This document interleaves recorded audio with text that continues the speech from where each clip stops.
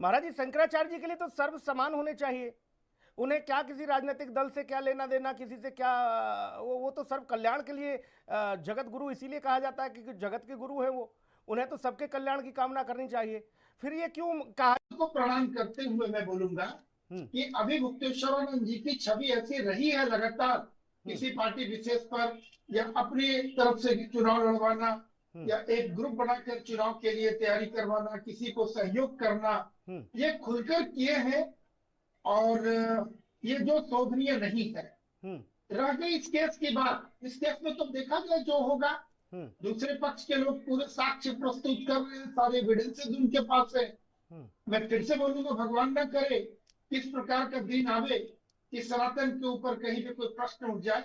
और हम्म। सनातन तो सनातन सनातन के ऊपर इसलिए नहीं उठेगा, जिसके पक्ष में भी आएगा ये पारदर्शिता के साथ जब होगा तो दिखेगा इसमें सनातन कहीं दोषी नहीं है। हम्म। यदि दोषी पाए जाते हैं तो भी देखा गया भाई, सनातन के आड़ में अगर किसी ने दोष किया है तो उसको सजा मिली है। जी। यदि निष्पक्ष निकल जाते हैं तो भी होगा कि जिसने उंगली उठाई वहां भी, इसलिए सनातन को कुछ नहीं होना है। हम्म। ये क्षणिक समय, ये कालखंड छोटा सा है।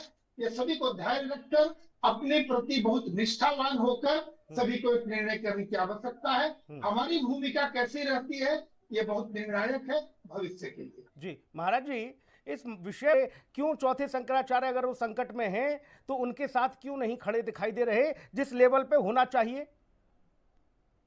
सुनिए जी, ऐसा है कि आज ही किसी चैनल पर हम 4 संत बैठे हुए थे तो जी। ये बात निकली।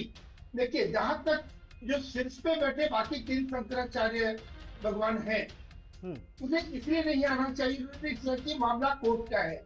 कहीं ना कहीं कहेंगे कि ये पक्ष ले रहे हैं, यानी अगर गलत है तो उनकी तरफदारी कर रहे हैं, इसलिए वो मौन है। देख रहे हैं, पूरा देश देख रहा है, कोर्ट का मामला है। और अगर संतों की बातें तो भिन्न हो ही सकते हैं। आज मैं ही बोला हूं कि हम संतों के बीच में, पूरे भारतवर्ष में हम संतों के बीच में किसी प्रकार का विवाद, आपस में रोष, आपस में फाड़ बिल्कुल नहीं है।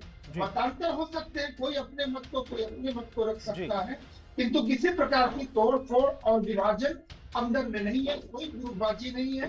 ये पूरे देश को मैं बताना चाहूंगा, अखिल भारतीय संत समिति का उपाध्यक्ष होने के नाते मैं ये घोषणा करता हूँ, संतों के बीच में किसी प्रकार का रोष आपस में नहीं है। हमारे तो वेद पुराणों कथाओं में सब है कि अगर किसी एक, लेकिन आज प्रत्यक्ष रूप से महाराज जी भी कह रहे थे कि परीक्षा की घड़ी आती है, बहुत अच्छी बात थी वो। अच्छे जब भगवान ने स्वयं जो है रामायण